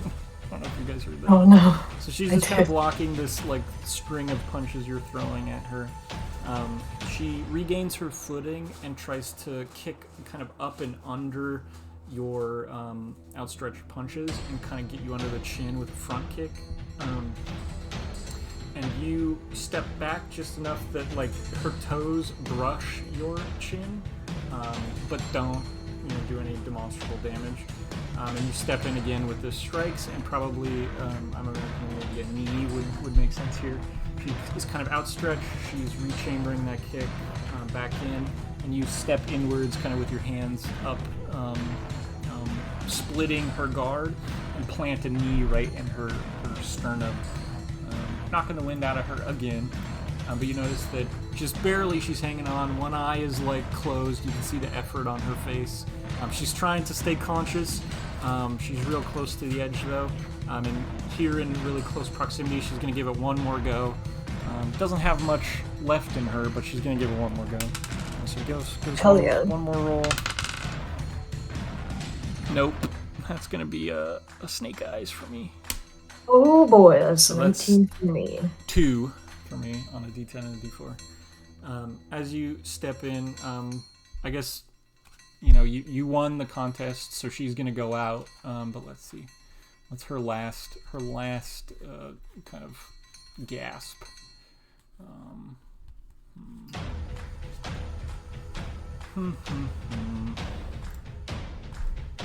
Last element. Where is she gonna end with? Yeah, I think, like, in this sense, water makes sense most for her. She tries to kind of just meet you in the middle and flow with you. It's not going to work out for her. But what did you have in mind for... I was going to go with water, too. So yeah, again, you both, as you're stepping in with this knee, she takes it, air goes out of her lungs, she takes one step back and then one step forward, kind of matching you. There's a bit of a turn, like a half turn. Dino, you see them go from, like, maybe you're looking at Haywire's back to now you're looking at them sideways. What do you imagine you knock her out with? I'm imagining she's going all the way out, like ragdoll. What do you imagine how do you accomplish that? I think Haywire just grabs one of her arms and then just punches her square in the face with her other hand. So yeah, there's this spin happening as you move inwards. I think she probably leads kind of with a looping hook. I think you just let it pass your face, you grab a wrist, and then with the opposite hand just deliver a straight punch right to the jaw. Her head snaps, and then she just goes limp. You're still holding the wrist, so you're kind of holding her up, but she's just kind of slumped at your feet, snoozing. And there's kind of a resounding crack on her jaw. And she's out. She's unconscious. Perfect. Haywire will pick her up and say, Maggie, let's go to the fire range. Firing range? Is that what you said? Yeah. Oh gosh, I didn't think of a firing range. What kind of firing range would she have? She would have one. So you feel kind of the ground disappear beneath your feet, your vision blurs, and you feel falling sensation again. You do land a moment later. What's a good option for a firing range? I know that's one option. Is there a better one? Like our other training programs, I was trying to base on film tropes. So you had like the western saloon, but then you also had like a bamboo forest mixed in, so that it's kind of a mix of west and east. I think like a carnival, that was my idea that I just had. Maybe like a carnival shooting gallery, but like the little what do you call them? The little targets are sometimes more real than what you would expect to see at a carnival. But so yeah, you feet land, your feet are in grass, various tents around, carnival games, but the one that is kind of center stage is a shooting gallery of sorts with, tracks where different targets kind of go by or pop up.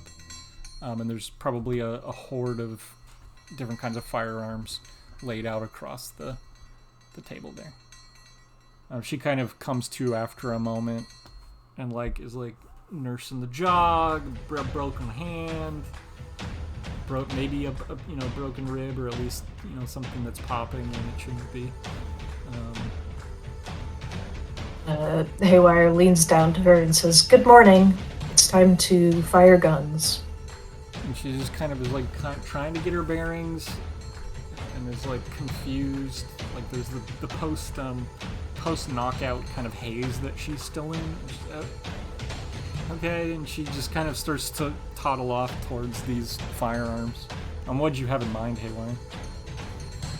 Haywire doesn't know how to use guns, so she's literally... she can't, I've written it into her backstory that every gun she's touched has essentially disassembled itself, rather than let it be fired by her. And so she'll just say, just fire stuff, I guess. And she just kind of looks around, and Dino, I think she probably looks for you in that moment. Come to find, or you will come to find, she doesn't have much experience with firearms either. So she's looking for guidance if someone has guidance for her. She maybe is even looking for a carnival attendant. And there's people wandering past you that are customers of this carnival, but no attendant, it seems. Well then, for fun, let's say Dinah's wearing a Barker's costume. The red and white stripes, the funny little hat. Oh, beautiful. Love it. You see here, you do know you're in the Matrix, right? As in, you can literally download this information if you want it. Good point. She just says you can... What now? Oh, like you did with driving? Is that... And she kind of something like that, yeah. Looks upwards. You see her eyes kind of close, and they do that rapid movement thing, and you can that Mags has just downloaded some firearms knowledge into her data bank. She just kind of looks at the guns, now knowing what's in front of her. I think it was kind of one of those things where you walk up to a large number of things and accessories, and she's I don't know what any of this is, so it all just kind of morphs into one thing, and her eyes just kind of glaze over. But now you can see that she's looking at things, and she's oh, I know what that is. Oh, I know how that works. Oh, that's a a red dot sight. Oh, that's ammunition for these ones, but that ammunition won't work in that one. And she's putting that together. So she just picks up a revolver, spins kind of the cylinder. She does that thing where you kind of listen to it click to make sure it's spinning freely and there's no binding. Starts to load it, and then she'll just take some shots at a couple other targets in front of her.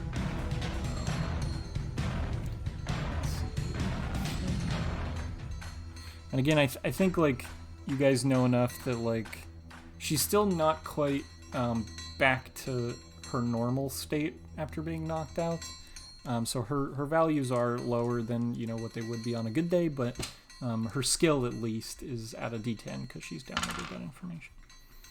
That's an 11. So yeah, she's just plinking away 6 shots at a time, hitting targets, kind of at a medium range, I imagine. Maybe that last shot she goes for one that's quite a distance away, and at an 11 she hits it. And she just kind of looks for, is that good? Do I keep going? She starts loading again.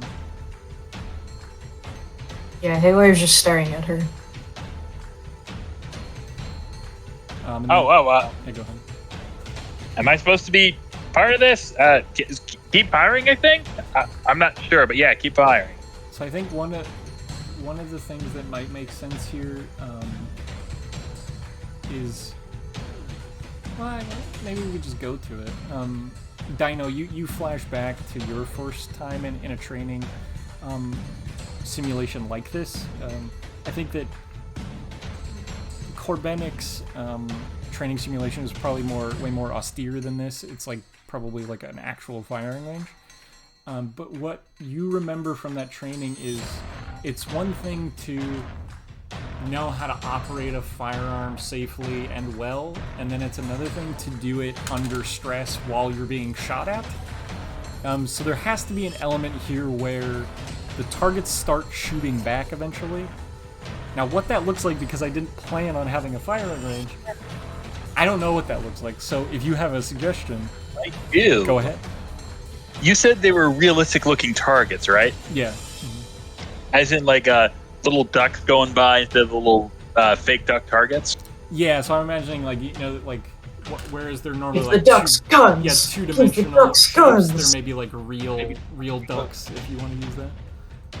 I'm going to say with a snap of his fingers, Donna just snaps his fingers, and the ducks all get those funny little gangster trilbies, and let's say they've got those gangster machine guns just pointed at her. Like Tommy guns.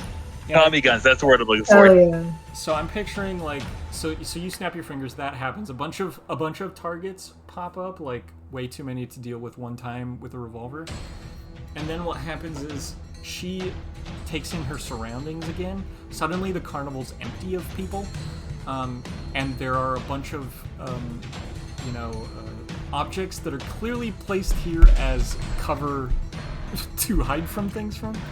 And these little gangster ducks pop off their little stands and start running in all directions and taking up like, shooting positions. So suddenly there's bullets flying and things start to explode around her. Like the popcorn machine that's over in the background gets shot up with holes and popcorn goes everywhere. So there's lead flying in the air. There's ducks with machine guns. She has a revolver with 6 shots. And she, again, like takes account of her surroundings that have now completely changed. And she dives for the nearest cover. And just for a moment is like, what the she just yells, what the fuck? And like is like checking her revolver to make sure it's like loaded properly. And then she starts to take in like her surroundings. I think for the moment she's hiding behind something that's obviously not bulletproof. So as holes start to get peppered into it, she starts looking around for what could be used for actual cover. I'm trying to think. I think she's smart enough to go... those like that carnival game that's like a pool with like little ducks floating around in it, and you try to like get them, and they have like a number or something. I don't remember how that game works, but it's like you have like a fishing pole and you try to hook things out of a pond. She sees that like big tub of water basically that's quite wide. She knows enough to know that like water is somewhat bulletproof, and so she dives for that and kind of gets behind it, puts the ducks on the opposite side of it, and that thing starts getting peppered with bullets as well. There's water kind of spraying out of it, and these holes start spouting water, so her cover is slowly disappearing. But for the moment she's safe. She like takes in her surroundings. She looks for you, Haywire, to see what you're doing, because I don't imagine the ducks are only targeting her. What would you do to seek cover? I think if there's like, I don't know, what is in the area? I mean, so like a carnival, so anything, there's rides, there's carnival games, there's ticket booths, there's food stands. Yeah, anything metal she would be trying to hide behind. Probably just a ride. I can imagine like yeah. There's those rides that like spin or whatever. You could get into a teacup. I might be good. Yeah, that's a great idea. I think I will get behind a teacup. And I think like her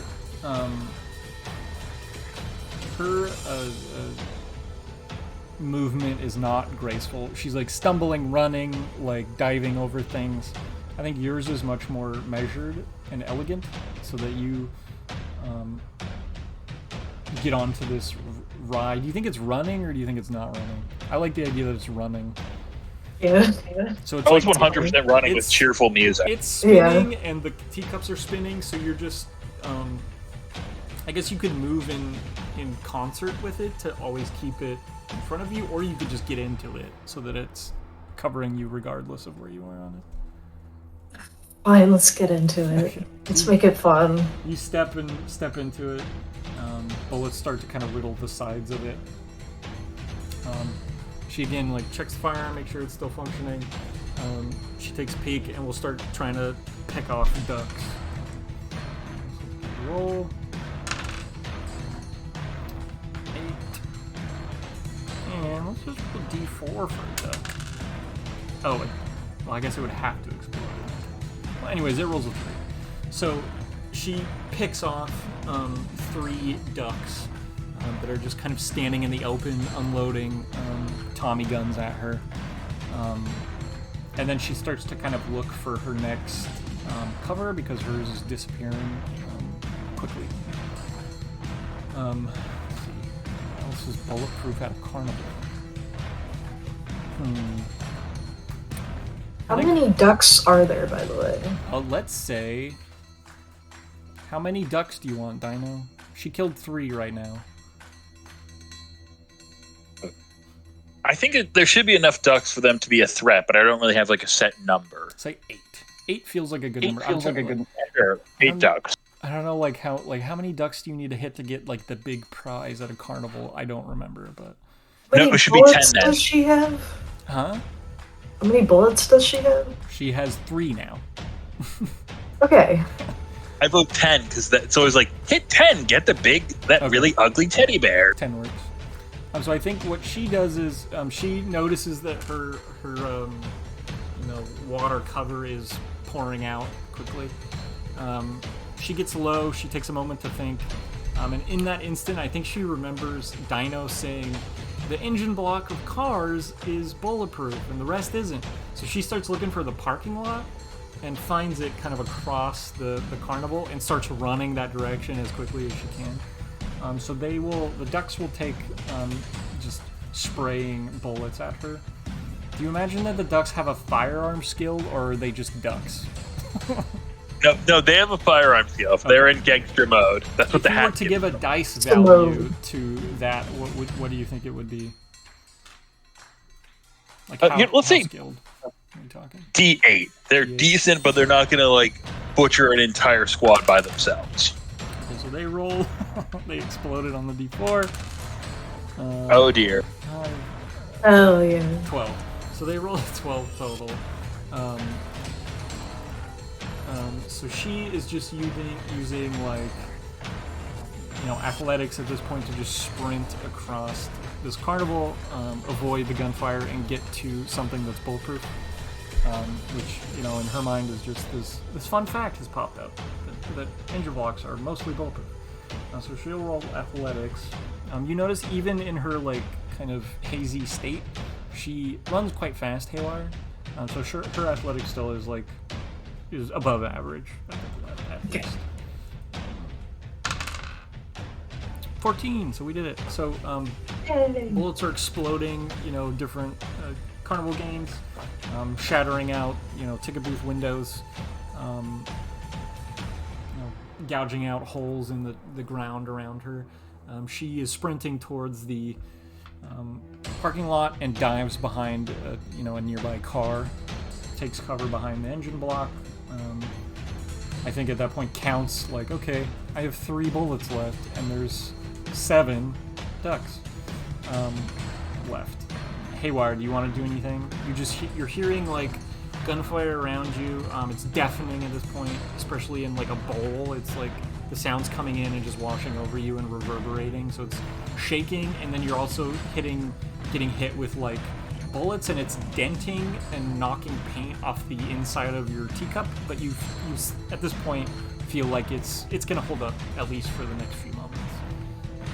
Okay, so she has her guitar on her, or her guitar case on her, so she's going to reach down and grab some shurikens from it, and she is going to unload at any duck she can see when she pops up. Yeah, go ahead and roll body and brawl for me. Okay. Would be ready for this, considering I was just doing a fuck ton of this. Ducks are gonna Kind of an idiot. roll to dodge with a 2. They're not very fast. They waddle slow. Beat my 17, nerd. So yeah, you start picking a couple ducks off. I'm imagining like you probably have the time to pick off 2 with shurikens before they like refocus fire at you and start riddling the teacup with bullets. You just duck back down. So we're down to 5 ducks left. They kind of waddle after her towards the parking lot. Some of them maybe fly and like land on the top of some tents and start firing again. The car around her just explodes. You know, the glass is shattered out. Bullets start punching their way through the cabin and like it's ruining the upholstery. She will just quickly kind of pop up over the hood and take a couple shots at them. So she's gonna roll firearms. They're gonna roll firearms. D8.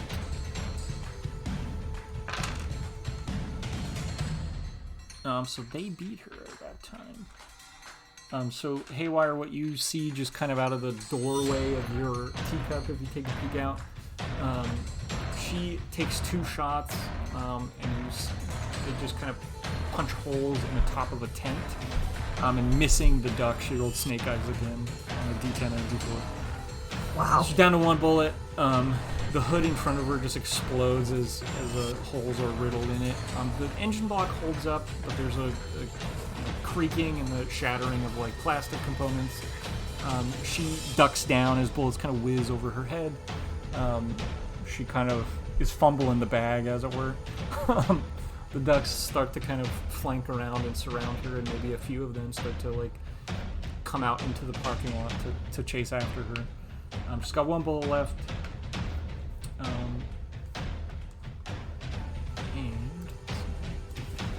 Haywire, what do you want to do about that? I think Haywire is going to take out a sword and start charging these ducks. Whack-a-mole. Yeah. Okay, go ahead and let's see. Go ahead and roll brawl for me. I think your martial art, did we say like was trained in swordsmanship? I think I'm Yes, it's got a lot of go weird ahead things. and roll your so if you win, which I think you're gonna win, you gain an adversity die because they're not skilled opponents. They roll a 3 total. So beat a 3 and you get an adversity die as well for. Hey, I got a 19. Yeah. So you start cutting up ducks. How many ducks do you want to cut at a 19? How many bullets does she have left? 1. You count. You Okay. counted. She's got 1. I'm gonna kill all but 2. So yeah, you start. You just kind of run and do the anime like 1 slice kill on 3 ducks. Yep. As you're kind of running past the line of cars here, they start to. The 2 kind of remaining start to head into the parking lot after her. The ducks that you run up on, they kind of spin to try to shoot at you, but you're faster than them and you cut them down. Other 2 ducks head for her and go for the killing shot. What is she going to do at this point? Time to improvise. Yeah.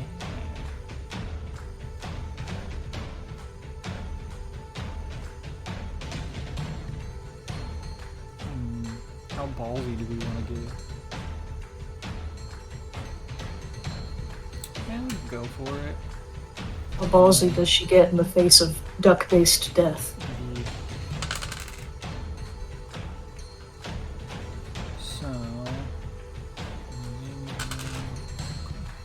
So she rolled a 3, they rolled a 2. They are kind of moving in on her. Haywire, she disappears and you hear the click of a door. She's gotten into a nearby car. She you can see her dino, there's a moment where she grips the steering wheel and she's almost praying, and eyes closed, she reaches up to the visor and luckily enough finds a set of keys there. She turns the car on and floors it as a duck comes around a car in front of her. levels his machine gun and starts firing. The cabin of the car explodes, glass shatters everywhere. She runs this duck over, slams into the car in front of her, and then it just kind of starts to rattle and dies. The other duck is kind of flanking in behind to try to get behind her, and he starts unloading bullets kind of from the rear. The trunk kind of explodes as it is riddled with bullet holes. They rolled a 1 on their they rolled a 2 on their firearms check. And she rolled a 3 just to dive out of the car. So Haywire, as you kind of go into the parking lot just to see what's going on. Dino, you're kind of moving to keep an eye on her as well. She's crawling away from this car that she's bashed into the other one, and the duck is still just kind of laying into the cabin of the vehicle. She's got 1 bullet left. She's crawling away. You see that Haywire, there's some blood kind of pouring down one arm, so she's definitely been winged by some of these shots. She's still kicking for now. What would do you want to do anything? Or you just want to keep your vantage point at this point? No, she'll keep her vantage point. Dino, you do the same, I assume? Oh, yeah. So she'll just try to get the 1 up on this guy. She'll roll firearms with her last shot. We'll see if the duck can avoid. He can't. He rolls firearms. 8. No, that's a 10. He's rolling a D8 for him. Oh, that explodes. That also explodes. That explodes again. So he rolled an 8 and a 4, which is a 12. And a 7 is a 19. And another 4 is a 23, which explodes. So 26. He rolls 26. The duck rolls a 26 on his firearm. She's going to try to avoid it with that. No quackers. She does not. So what happens is she crawls kind of under a car up behind another engine block. She pops up. She checks again. 1 bullet left. Closes the cylinder. That kind of is waddling kind of around the front of this car, and she peeks out. She takes a shot. It blows the duck's head off, but unfortunately it squeezes the trigger with its wing. Do they have hands? Do these duck mobsters have hands? I'm imagining like they have gloves, but They have like those feather hands. yeah. So regardless of duck appendages, it squeezes the trigger, and Headless is just unloading the rest of its clip. Bullets, spray across the hood of the vehicle. Headlight gets shattered out. Windshield gets shattered out. Hood pops up, and she takes several shots to the chest and kind of falls over backwards. As you close in on her, yeah, she has 3 bullet wounds across the chest, as well as some grazing wounds from earlier, and is like in the process of bleeding out as you guys kind of stand over her.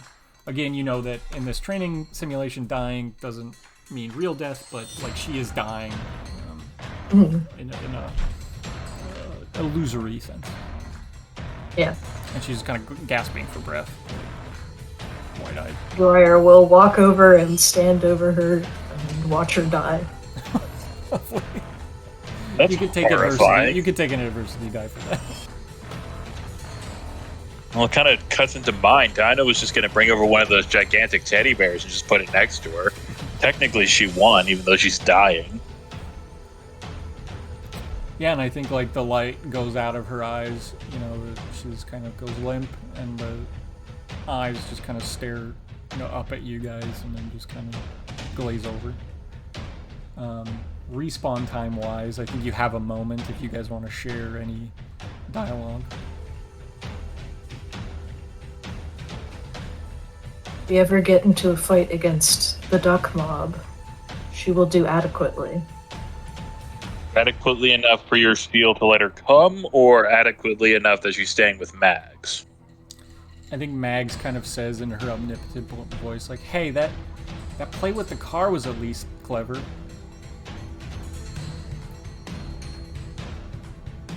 Yes, but I didn't exactly make the ducks master tacticians. I'm a little worried that they did as well as they did. I'm worried that she fought back. I was hoping I had taught her enough to tell her to run. Mags doesn't say You did, anything, but she just, eventually. like, nods her head off in the real world.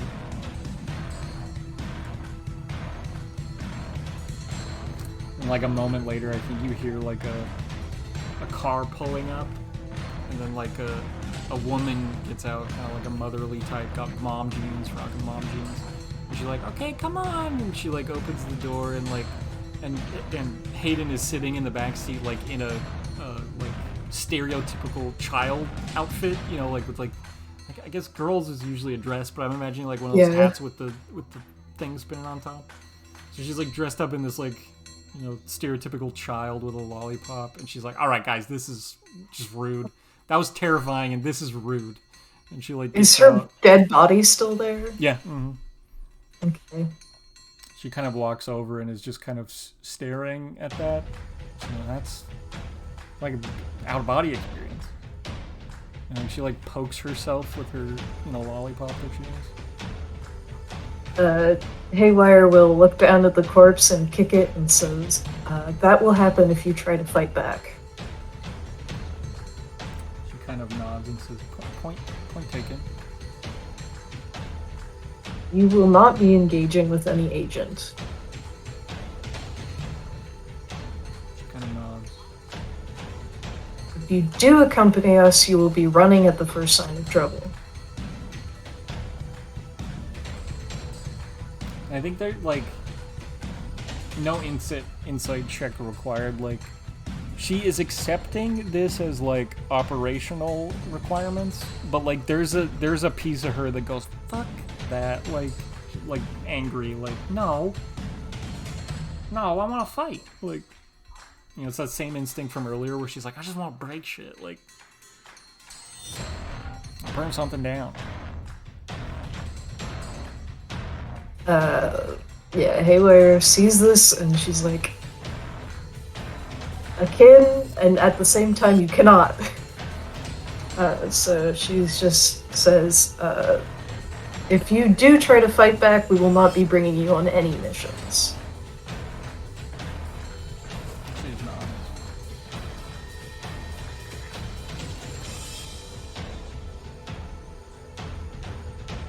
Dino, I think she looks at you just for any saving grace, but like I don't know if you have one for her.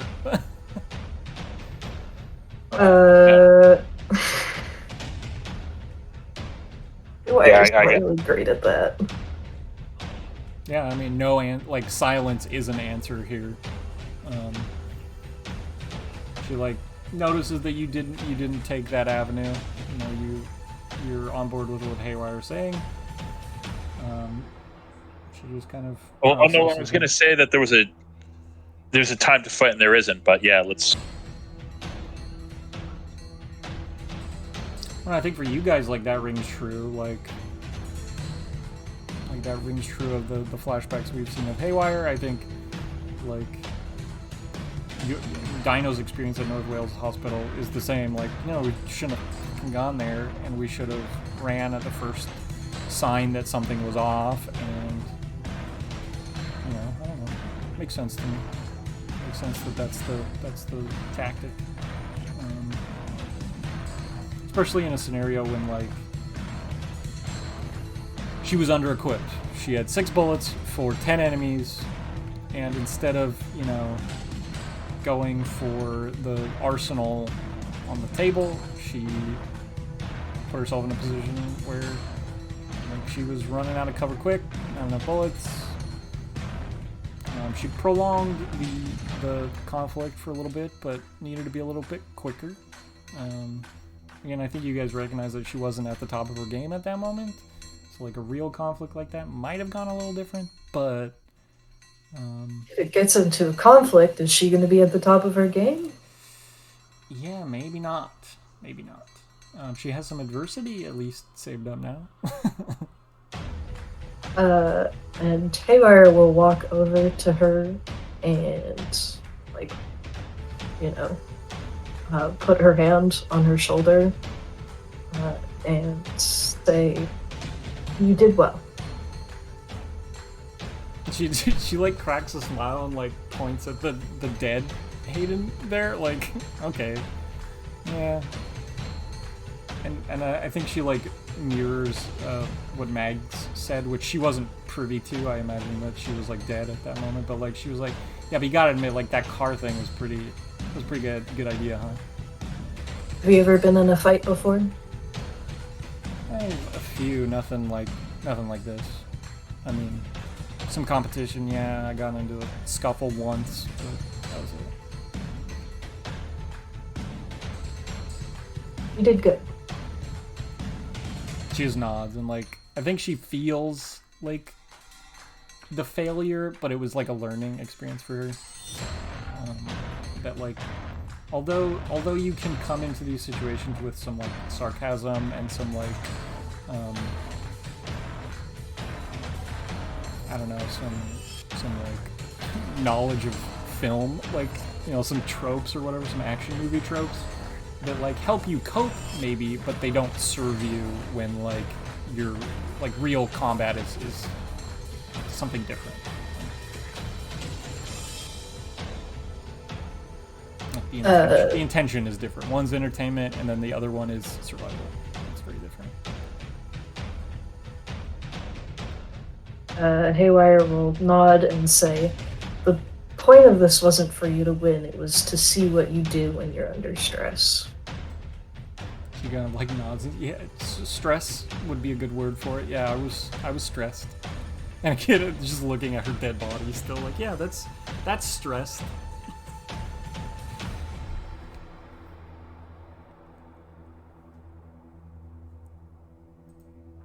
Are you okay with the risk of dying? She kind of sighs and is like,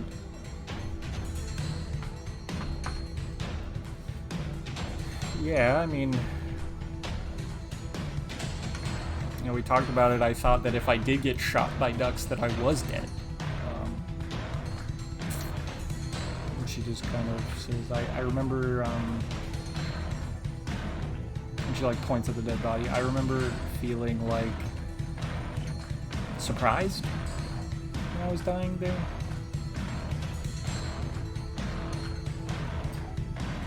Like surprised that, it sounds kind of funny to say it, but like this is where I was gonna end, at the hands of mobster ducks from a carnival game.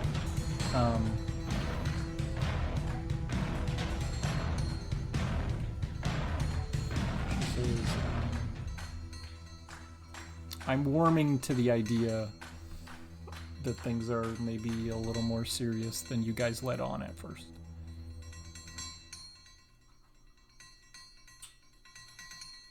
I don't know what impression I gave you that things weren't serious. He says, fair? Fair. Maybe that was mostly me. She says, I think I can say that I am disabused of that notion. That's all I needed. Yeah, I think like she mixed up like you use comedy for copium sometimes, just to like cope, but like, and that's true of like action movies too, that like there's comedy, but like again in the real world, it's not funny. Yeah, you don't like, you might do it, but you don't let that change like your behavior in those moments. Or you die. Yeah, I think she probably underestimated that a little bit because you guys are more experienced. You have like, I know Haywire maybe doesn't overly use comedy in her day-to-day life, but like, you know, Dino did, and Maggie has like a fairly jovial attitude. So I think she read into that maybe a little too much. Makes sense to me. This isn't an action movie, it's not a game, okay? She just nods, and I think at this point she like sits down on the hood of the car and realizes like the injuries she sustained are still there. Like she has a broken hand, and like her ribs are a little sore. I think the bullet holes probably are gone at this point, but like she feels that like her chest muscles are really sore. And she just breathes out, like the adrenaline has worn off, and she's like, oh, whoa. And, like, maybe gets a little lightheaded, has to take a seat. She's looking done. And Haywire will turn around and say, walk over to Dino and say, if you need to say anything, she looks depressed. I think, Dino, your read is like she's taken the failure in stride. She's not depressed by failing. Like, she's learned her lesson, and she kind of has that attitude of like, okay, yeah, lesson learned, you got me. But like, her body is for sure depressed. She needs some rest. Do you think? She'll be fine. I think we just need to end this, so I don't think we should do any more training with her. It's a shame. Hey, so you guys can take that as an exit if you want. Yep. Dinah, you had a question? Never mind. We'll just exit. Okay. Yeah, you guys, you feel your vision again, kind of tunnel. Go dark. Feel that falling sensation as the ground comes away from you. Did you want to like exit fully into the real world or into the construct?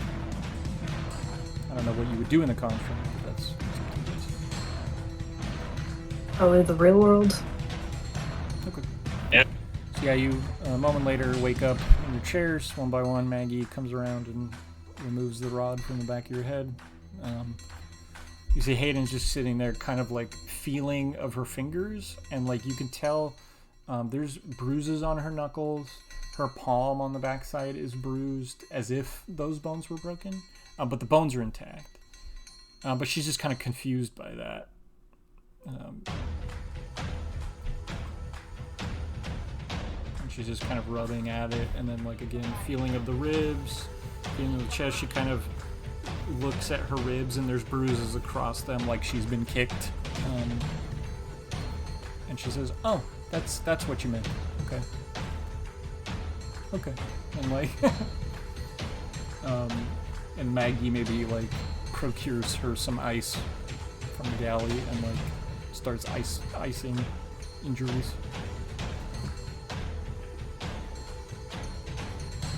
I think like Haywire, you're maybe feeling a little bit of that. I believe like there was a knee strike that hit you pretty solidly in the chest. You got a little bit of a something there going through, but mostly fine. Yeah, but she's not going to show that. Yeah. Fair enough.